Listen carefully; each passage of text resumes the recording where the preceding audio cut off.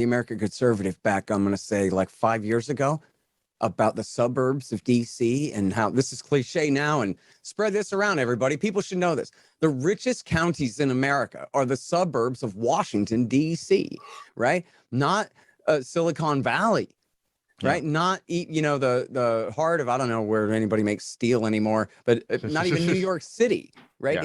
It's government contractors, government salary takers, and government contractors. And Kelly wrote this article about how they were bulldozing entire neighborhoods of nice 2-story middle-class homes from the 80s and building McMansions on them, on the land. Like, they're bulldozing perfectly good houses, like not decrepit old, man, these need to be condemned, we need to try a different development program here or something. They're like just buying people out, tearing down perfectly nice neighborhood to build gianter houses on fewer plots of land in the same area. And all this is just money that they stole from us in the name of freeing the people of Iraq, right? And then that money went back into the bank accounts of these scum. And just, yeah, boy, again, tell them once, economic anxiety is just code for racism. And these people, like 99% of them white, will be like, yeah, exactly. That's what it is. Because they don't want to admit for a minute that, well, actually, every check I've cashed for 20 years has been a government check. Yeah. Or my company that paid me got it from the national government in order to consult a weapons manufacturer for how to kill Iraqis better. And that's how we bought our mansion. And that's how we sent our daughters to college. They don't want to admit that they are the single worst thing about America, that they are the enemies of the nation of America. They think they're our Praetorian Guard. They're here to protect us from the dangerous world out there, Dave. When they are the greatest enemy, and they'll never admit it. If you waterboarded them, if you electrocuted them like an Iraqi, they'd still never admit it. No, because they'd pass a lie detector test. And it's kind of true in their worlds. I mean, like, if you grow up in these, like, the 10 of the 13 richest counties in the country that are all outside Washington, D.C., and you go to these elite private schools and your world is completely white. I mean, they have like some token diversity or something like that, but it's like 95% white. And they go, yeah, white people are privileged. Everyone white I know is privileged. It's like, it's true in their world. And just what they know of black people is kind of like what they see in hip hop videos or something like that. It's like, yeah, I don't know. They seem pretty oppressed. We're pretty privileged. And that, like, it's almost true to them. But if you want to, I mean, this is the number that I try to bring up a lot. I was talking about this in the speeches I was giving around the country at LP events. But this is according to the Federal Reserve. And the Federal Reserve is actually very good at this. I mean, they're an evil institution, but in terms of keeping data, they're very good at that. And according to the Federal Reserve, between the year 2007 and 2010, the average American net worth decreased by 40%. 40% of American wealth evaporated. It didn't really evaporate. It was transferred, right, from like the regular class to the elite class. And now a decent amount of that came back, but it came back through reinflating the bubble and kind of you collecting the crumbs while these people got rich and became millionaires. And I mean, you want to talk about economic anxiety. I mean, look, I've never been through anything like that before. And I was kind of a young person in those days. But I mean, just imagine being like a family of 4, a family of 5, and having 40% of your net worth evaporate. I mean, this is like something that this will profoundly affect the way you are for the rest of your life, even if you got it back. And they didn't really get all of it back. They didn't really participate in the recovery. But even if you got it back, just the fact that you could lose that all so quickly, like, is something that will, you want to talk about anxiety. I mean, this is like something that will change somebody psychologically. Like, whoa, we really need to have somebody in here who's looking to protect me. What a shocker that the guy who said, I'm going to bring your jobs back and win for you, was appealing to many of these people. Many of these same people who Obama was appealing to when he said he was going to end these wars. And and the science proves it there. I mean, the margin of victory for Trump was the same people who voted for Obama. Yep. That was how racist they were. They were Obama voters who said they either stayed home for Hillary or they switched and voted for Trump, like Reagan Democrats. No, no, no, but the truth is, and this is what's so infuriating about this kind of like racialist, like identitarian stuff, is that average working class Black people and average working class white people have way more in common than they do with the Taylor Lorenzes of the world. It's like all of us, exactly right. all of us are the most people want to like raise their family, have a decent enough house, you know, be able to afford decent health insurance, be able to send their kids to school, like the very basic things. That is what the priorities of most Americans are. Most regular people is like, hey, I want to have all that, and it'd be cool if I have a little money left over to like maybe take the kids on vacation once a year. Like that's basically the priorities of most people. Most people do not exist in this like insane identitarian world, or this kind of like this like politically tribalist world. This is really more of a comment on this like elite ruling class than it is on regular Americans. Yeah, totally right. And listen, speaking of the Federal Reserve, there's this great book. Well, it's not great, but it's worth reading. It's called The Secrets of the Temple. It's basically the Washington Post version of The Creature from Jekyll Island. And, oh, yeah, I've heard of this book. I've never read it. So it's William Grider, and essentially he's mad that Volcker raised interest rates in order to crush the inflation of the last great stagflation of the 1970s there, which was horrible. I mean, in other words, it's hard for people to understand maybe if they don't know much about this, but read Mises.org and catch up. But essentially, the stimulus policy of the 70s was the boom that never came. Right? They just kept inflating and inflating and inflating, and yet unemployment remained high. This Jimmy Carter's like horrible malaise speech and all this. And I forget the inflation rate, but it was out of control. So Paul Volcker came in, and what's the solution to a period of artificial prosperity, even if it doesn't even feel prosperous at all? The only way to liquidate all those bad debts and beat that inflation is, if you have central banking, it's not to allow the free market to operate, it's to then force a recession. So Paul Volcker raised interest rates eventually up to like 23%. Yeah. And just absolutely put the American economy, the American people in a headlock, in an absolute stranglehold, in order, because in their eyes, geez, we already printed all this money. The only way to stop the inflation is to force the American people to stop borrowing it. Right? And the only way to do that is to drive them into bankruptcy. And that'll beat the inflation. And then what they do, Dave, they immediately he resigned. They cranked the rates right back down to 2% or whatever it was. And they had another big bubble that popped in 87. So what the hell? You might as well have just kept it anyway, right?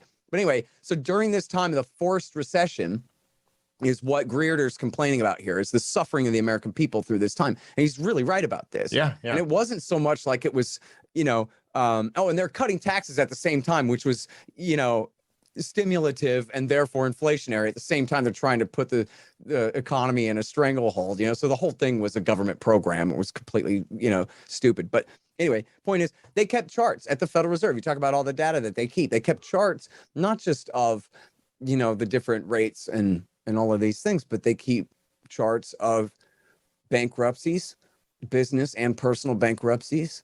And they keep track of divorces and foster care and murder rates and all of these things. They know at the Federal Reserve, at that Eccles building, their little, bean counters and number crunchers know they cause men to stick guns in their mouths and blow their brains out. Right. That's what they do. And they know that if they turn the dial a little this way, or they turn the dial a little this way, a guy's going to blow his brains out. And his kid's going to go to foster care. And they know it, and then they do it anyway, and they measure their valor as doing the right thing no matter how horrible it is. Because, look, they're central bankers, so all they can do is screw us coming or going, right? One way or the other. They're either punishing us through inflation, or they're punishing us through a forced recession when they finally panic about how much inflation they caused. And then the American people are just completely jerked around in the middle. And I just know, and this is not a scientific study, but my job is reading the damn news all day, every day. It's all I do. And I know that in 2009 and 2010 and 11 there, right in that era, is just constant. Just every day, all day long. Man kills kids, wife, self. Man kills kids, wife, self. Over and over and over and over again. Man kills mother, self. And what it all is over and over again is these men who the cliche, is it Hazlitt who said this, that we all suffer the effects of inflation, but not one man in 10,000 understands what is happening to him, right? So seems like the force of nature, that just comes and blows you away. Or if not a force of nature, maybe it's just your own damn failings. That here you're supposed to be a man and take care of your family, and you only got one set of skills, and now the company's closed down and you've been laid off, and now you got no health care. You lost your health insurance because, of course, the government made it where you get your health insurance through your company. So if you don't have a company, you don't have any health care. And so if your mom has cancer, now she just dies of cancer, and that's just the way, So and I remember this one sticks in my head was the guy's old mom was sick, and he just, like, when she was asleep, he like covered her face and shot her in the heart and killed her. And then he blew his own brains out, and he left a big note about how sorry he was that he couldn't take care of business and whatever. It's not his fault. It was Andrea Mitchell's husband, Alan Greenspan, who did it to him. But he didn't even know who to be mad at. He could only despair. And he didn't know who could help him because there was nobody to help him. Yeah, it's why it's so much more. It's and Rothbard wrote this as well. Why it's the most insidious of like government taxes, which it is in effect. Because at least if it's like they raise your income tax, you know exactly what did it to you and what took your money. Whereas when they have these inflationary policies, it comes years later. A bunch of people blame it on different things. You see that right now with Putin being blamed for price inflation and stuff like that, and they blame the speculators and all of this, and then it's all just so vague and ambiguous, and you don't know. And look, for every article like that, like the most drastic thing where someone kills their wife or something like that, I mean, how many of it just like the anxiety led to like all this bickering that ended up destroying a marriage, that ended up having kids raised in a broken family? That, I mean, those are like way more common than just like slightly more subtle ones where still like lives are just never what they would have been or could have been if it was, like the worst things. A lot of the suicides are based on that same dynamic, right? That like, well, if I can't be the father of this family, it's not like I'm going to let some other man come in and take my place. I'll be damned if I'm going to let that happen. Some other man's going to come and raise my kids or whatever. And then in that despair, that's the choice that they make. That's just, I'd like to see the statistics on that, the suicides and the murder suicides, and see the line graph compared to the boom bust cycle generated by America's central bank. Yeah. No, absolutely. Yeah. Along with the rise of pro-socialist sentiment in America. I saw a thing on Twitter last week where they're going on about the price of house. I see this all the time, see it on Reddit all the time. Reddit is so socialist and left. And and look, not one man in 10,000 understands the force going on behind this, right? You can't blame him. I saw this kid, he says, I moved out of my parents' house. The house across the street was $138,000. And my idea was I was going to go to college. I was going to come back and I was going to buy that house. Right. I came back from college and the house is now worth $400,000. And it just sold for $800,000 or 700 something thousand, right at the height of this mania, this bubble going on right now. And again, because of the 0% interest rates that you cite there. And the kid just says, and all of Reddit agrees, we need communism. It's just not fair. What are you supposed to do? Just sleep under a damn bridge? Where are you supposed to sleep? My rent for this house, just rent, is $1,800 a month. They just kicked Consortium News off of PayPal. They kicked me off of PayPal. I'm living in my truck. People, and look, I choose to be an anti-war activist for a living, but there are people who work really goddamn hard for what they have, a lot harder than me. Sorry for labor theory of value here, but who've made proper arrangements to trade value on the market for a decent living, who get completely, the rug completely pulled out from under them every 8 or 10 years, over and over and over again. And then, the other most important margin that should never go unmentioned is the IRS. I got a skater buddy of mine, not political at all, dude. He's just a dude. Worked his whole life. Friend came up with the idea, man, let's sell furniture. I got really great wholesalers and I got a really great gig for the location and the thing and the whatever. And they went into business selling furniture. It's just a mom and pop, literally, like my friend and his wife running this thing. And they're gone now. At least he's working. He's got a job now, but his business is over. because of the Internal Revenue Service, just came to extort him and take every bit of profit that he ever squeezed out of that thing. And so now, you know, I go on and on about this agency and goddamn ATF and Pentagon, CIA and IRS. And he goes, IRS? Yeah. Yeah, they're the ones who destroyed you in order to pay for the rest of these guys to destroy everybody else. You know? And just think of just how completely insane it is. Like, just how irrational it is in the first place to have income tax. Like, if you are a socialist and you want to destroy capitalism, then that makes a lot of sense, right? If you're just a government employee and you just want money without working, fine. Okay, sure. But assuming the premise that we have a capitalist society at all, how can you have a system of fines where the more you earn, in other words, the more successful you are, the more trouble you're in? Yeah, and the higher your fine is. It's a crime to be productive. It's a crime to be productive. And you must confess. The Fifth Amendment won't protect you either. Yep. You must confess. You must account for every nickel and dime out of every account. I mean, there's your cashless society right there. They don't even have to ban paper money. They just make it where you have to put everything on a card so that you have a record of it for when they audit you. And you can try to get away with saying, no, that time I filled up the tank doesn't count because that was for, I had to travel for work or whatever it is, you know? You have to count for every nickel and dime in and out. In America, the land of the free and the land of supposedly private property and free market capitalism, you're telling me there's not a better way than that? And of course, as any dingbat could tell you, Dave, because anybody knows, as we've been discussing, they just type the money up all day. Why do they even need to tax us through income taxation at all? Again, if you're a commie, you'd support that kind of inflation and destroy all the savings of the middle class and everything else. But if they can just type up the money all day, then why do we even have an IRS at all? Except as a form of enslavement. Yeah, except as a form of making every single individual in America accountable to the national government for everything they buy and sell, which sounds to me like totalitarianism. It is. And I'm not just saying that because they're coming for me for more money than I could ever pay for the rest of my life, that I couldn't possibly owe them right now. But I've been saying this my whole life too. You know, on behalf of everybody else whose lives they've destroyed. And I've met, you know, I think, I know, you know, some of your listeners may know I drove a cab for about 8 years back around the turn of the century back then.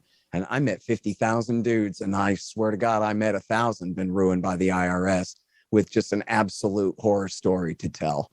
So like anyone out there who your cousin works for the IRS or someone in your family works for the IRS, you should ridicule them until they quit. You should just be absolutely merciless. If you have to like put them in a headlock and give them a noogie until they cry uncle or whatever you have to do to bully anyone you know out of participating. And look, just like the Soviet Union, like Ron Paul says about even the Soviet Union, when the people said enough of this, we're not going to support this anymore, the whole thing just unraveled. Well, what if the IRS all stopped showing up for work because their cousins all kicked their ass, you know, or their older brothers? And just look, I'm not letting you go to work at the IRS. You're going to have to get a real job. I'm going to slash your tires. You're not going. Yeah. You know, that's what I would do if someone in my family was in the IRS. I would ridicule them like at Christmas in front of everyone until they cried. And then that would be the end of that. Yeah, well, it really is. It's like when you think about it in the abstract, like when you're like, imagine we didn't have this system and then someone proposed this system. You'd be like, oh, you're proposing to enslave free men in the United States of America. Like that's what this is. Crazy. And you know, even commies like aside, but even just like the people with like socialist, you know, like leanings. This is one of the things that was a real like awakening and disturbing like thing to me was after I became a libertarian. And I would talk to some of these like left-leaning people about this stuff where it'd be like, but can't we all get on board since like you guys care about the working class so much? Like, can't we stop taxing them? wouldn't you all be on board with like not taxing the workers? Like, hey, you're always talking about how we have to figure out a way to get more wealth to the working class. Like, why don't we start by letting them keep their salary? Wouldn't that be a good start? And it's never, I mean, it never appeals to them. It's always, it's like really is this almost like religious, statist view that it's like, no, this has to be done through the government. There's not another way. But then they always invoke taxing the rich. This is always the way it's sold. You know what I mean? But it's like, okay, fine. Even if I can't convince you of that it's better, like that on a utilitarian level, it's better to let these rich people allocate resources the way they do. But you're telling me that you can justify in any way a person making, I mean, if you're making like $50,000 a year, which I still have my 90s brain on, where that sounds like a good salary. Oh, someone's making $50,000, but you got a family of 4, you make $50,000 a year. Right now, you're drowning. You're drowning. We can't at least say that person shouldn't be paying any taxes. The system we have now is that people like at that tax bracket with families of 4, they pay taxes and then have to go back on government assistance because they still don't make enough money but they have to pay their taxes and then go beg for money from the government. I mean, who could defend that? Shouldn't they at least have the dignity of just being able to like keep their own money and not have to beg for it? I mean, I think the only way it makes logical sense is if you are a full-fledged communist determined to see real the end revolution. Of capitalism, right? You want to destroy the system. Yeah, I mean, I had this conversation with Max Blumenthal about. I mean, this was a private conversation, but I don't think this part. I think it's okay to talk about this. He has been very vocal recently, especially about the COVID regimes and the lockdowns and contracts for the tracking app on your phone to whoever and all of these things. Been doing great journalism in the Blumenthal style on all of this. He got really frustrated with the left. And, he's a leftist. He's to the left of the progressives. He's some kind of socialist or something. You know what I mean? Definitely would never call himself a liberal or a Democrat. Definitely a leftist. But he got so pissed off at the leftists because of look who's being hurt by the lockdowns. It's not a bunch of latte drinking limousine liberals writing for Slate who never leave the house anyway. It's working people, the people they claim to care about, liberals and leftists and progressives who are really suffering economically here.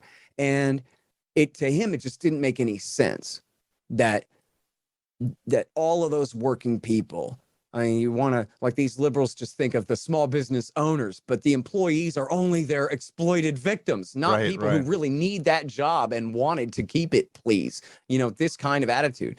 And I think he didn't get it. I think he was asking me, like, what the hell, And I was saying, I mean, my only explanation is, and I think that this is right, is that small business owners are the enemy too, to the communists. That working, even salaried or hourly employees, wage earners, essentially are the enemy, are participating in the evil enemy capitalist system. And the worst part of capitalism isn't the evil rich billionaires. Their day will come. The worst part of capitalism is the middle class, which I'm quoting the commies thinking here. This is not me, for anyone who wants to misunderstand me. In the commie way of thinking, the middle class stands between the poor and revolution. They're the cushion who will show up with the guns to protect the evil rich oligarchs from the poor masses who would otherwise overthrow them and create a communist utopia or whatever. So if we can bankrupt them through lockdowns or through inflation or through whatever it is, we can run every small business owner out of business, then they will have to drop their pretensions of ever being a larger business owner. And then they'll all be so poor and hungry and desperate like the rest of us, then they'll join with us poor people, supposedly. Not that the commies are ever really led by they're the poor. never right. Yeah. They're never really the poor people, but yeah, anyway, I mean, they identify as poor. Yeah, led by the poorest professor down at the university, will then be able to overthrow the rich because they'll have enough of the people on their side. So if the middle has to be made to suffer in order to be won over to the further left, then that's the answer. By the middle, I mean economic middle. Has to be made to suffer to get them to move left politically. Then that's the program. And that's why it makes perfect sense. That's why there's not a contradiction there. And geez, we're hurting poor people. Yeah, I mean, we're hurting them now, but we're leading to a better future, Yeah, we just got to break some eggs. And then, but for Blumenthal, he's like, well, that's absolutely intolerable. F you. What are you talking about? You're talking about people going hungry. You're talking about people's families being torn apart. You know, talking about some eggs and omelets, you know,